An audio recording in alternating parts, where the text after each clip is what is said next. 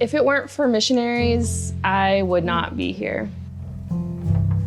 My dad is Cambodian, and as a child, he suffered at the hands of the Khmer Rouge. There's a genocide in Cambodia that killed over 2 million people, but miraculously, my dad and his parents and many of his siblings survived.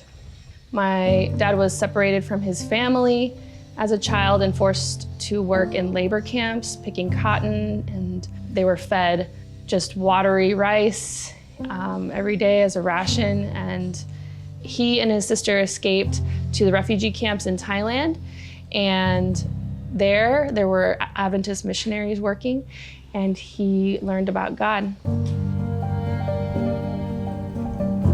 He and his sister were baptized in the camps, and then they were later sponsored to France. My mom was a short-term missionary in the refugee camps, but at a slightly different time than my dad was there. And she was working there as a nurse, taking care of the refugees. She made a friend there and met my dad there in France. And they started to talk and eventually got married. My mom sponsored my dad to America. And then I came along.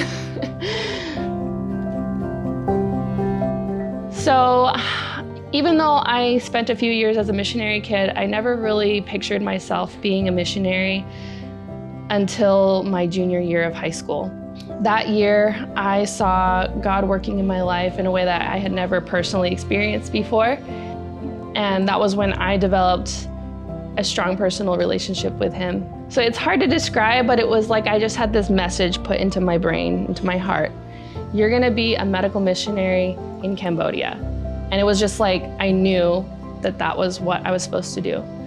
So from then on, I became passionate about this direction in my life, and I planned my life around it. I went and took nursing at Southern Adventist University. In the process, I met Eric, my husband. And right away, while we were just starting to get to know each other, I made it very clear that I had this life calling. And so we saw God leading in our relationship, and eventually we got married. So my calling was actualized when we moved to Cambodia in 2018.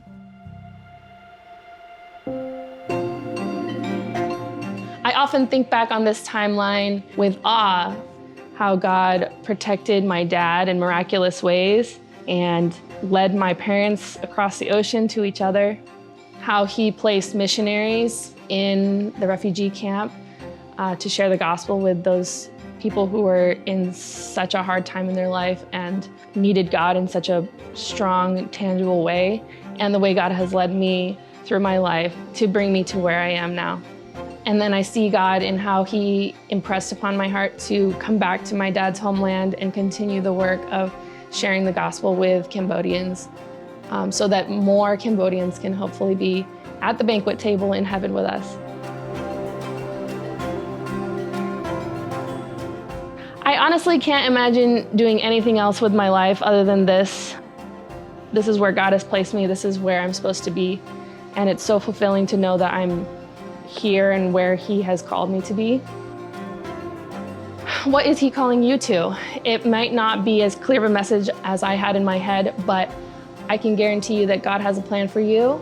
And if you take the next step forward, He will lead you. So I would encourage you to take a step towards missions with an open heart and see what God has next for you.